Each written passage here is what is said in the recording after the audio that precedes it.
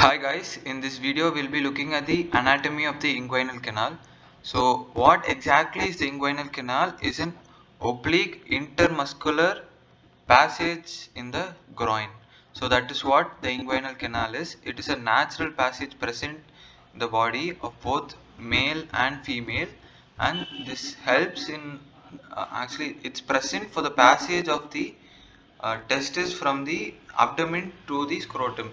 So that's the important function of it in the males. In females, the formation of labia is mediated by this passage called inguinal canal. So being a canal, it has two openings, a deep ring and a superficial ring. So the deep ring is a U-shaped and superficial ring is triangular in shape. So it's 4 centimeter in length, lying along the medial half of the inguinal ligament. So before we proceed further on, there are two things which you need to know in detail. So first of all, you need to know what the groin is. So the region above and below the inguinal ligament would be the groin. So the inguinal ligament will be present in the center of the groin. Okay, so what is the inguinal ligament? It's a ligament extending from the anterior superior iliac spine to the pubic tubercle. So this is the pubic tubercle over here. This is the pubic symphysis. This is the anterior superior iliac spine. So this is the inguinal ligament. So in the medial part of the inguinal ligament, it continues as lacunar ligament. So that is a modification or just something extra which you need to know about inguinal ligament. So there are 2 points which are very important for you: the midpoint of inguinal ligament and mid inguinal point. They both are not the same.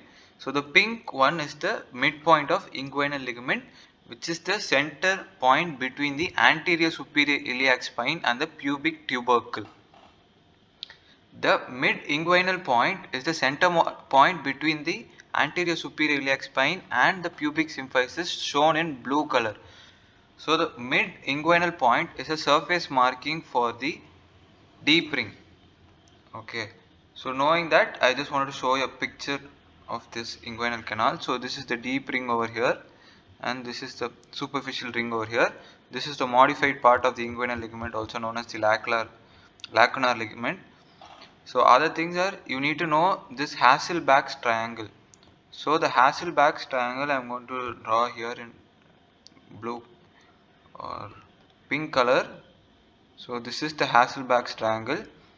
The three sides of the triangle are formed by the medial part of the inguinal ligament, the rectus abdominis muscle, and the epigastric vessels. So these are all the things which you need to know. Your inferior epigastric vessels, your rectus abdominis, and your inguinal ligament form the Hasselbalch's triangle.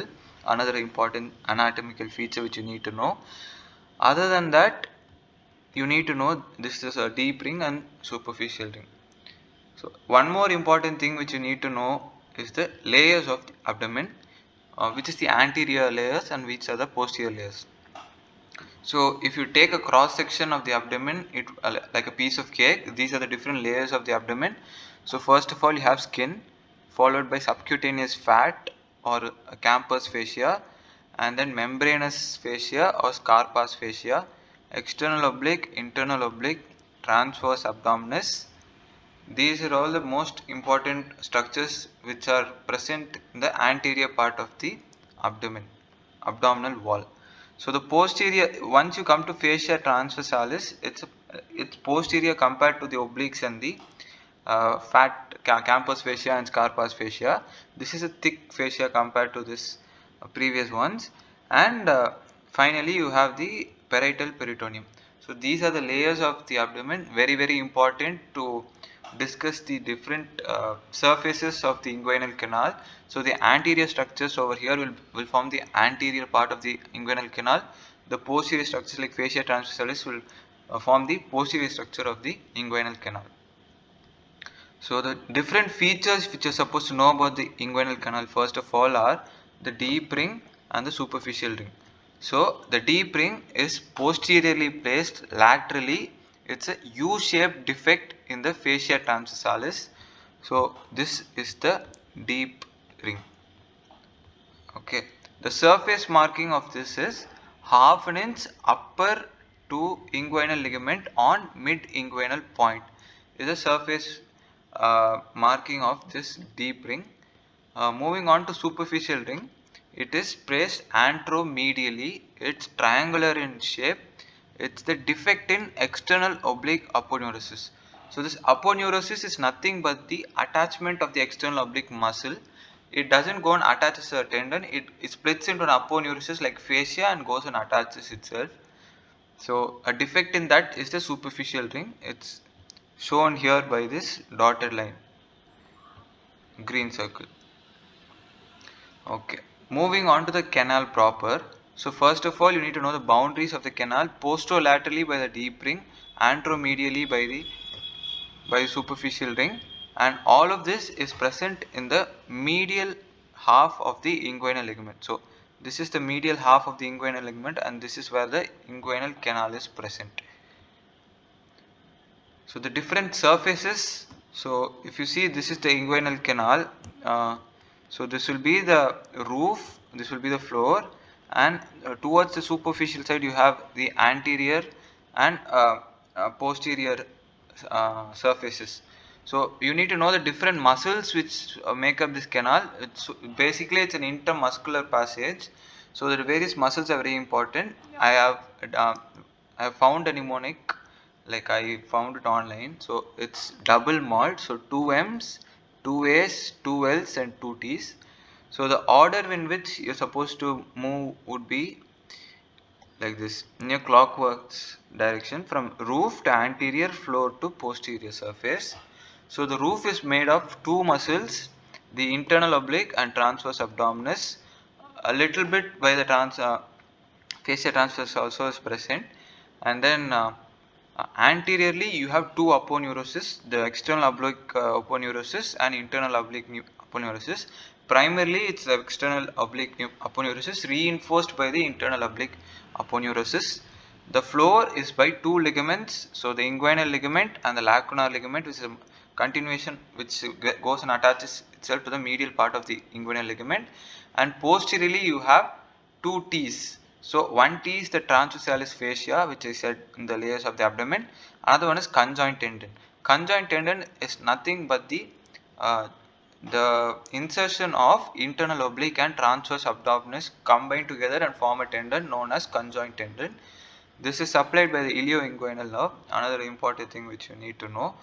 So the different structures passing through this canal would be, in males, you have the spermatic cord. So what are the various cord structures would be? 3 nerves, 3 arteries, and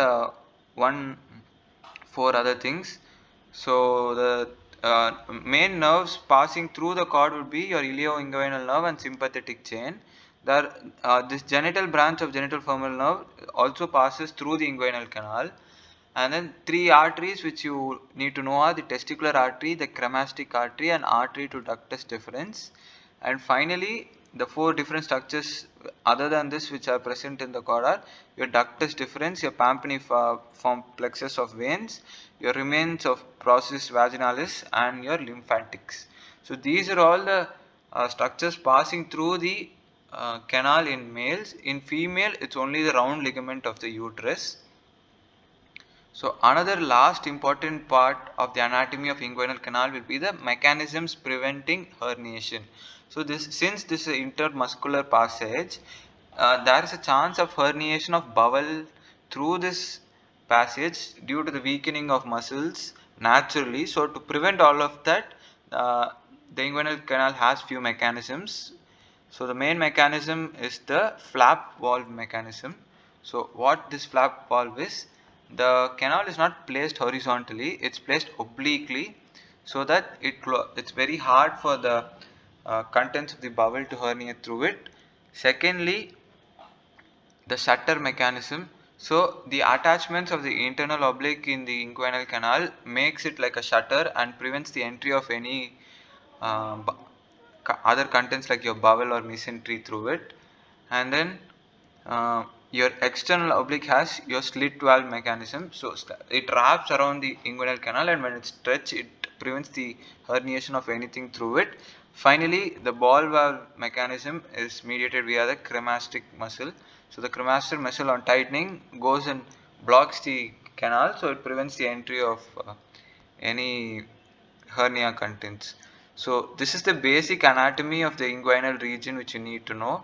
So um, I hope this is like very useful for your final year case presentation, especially your hernia case. So this would be the basics for that. I hope this video was really useful for you guys. Please do share and comment if something is wrong in this video, and please do subscribe and throw a like. Thank you.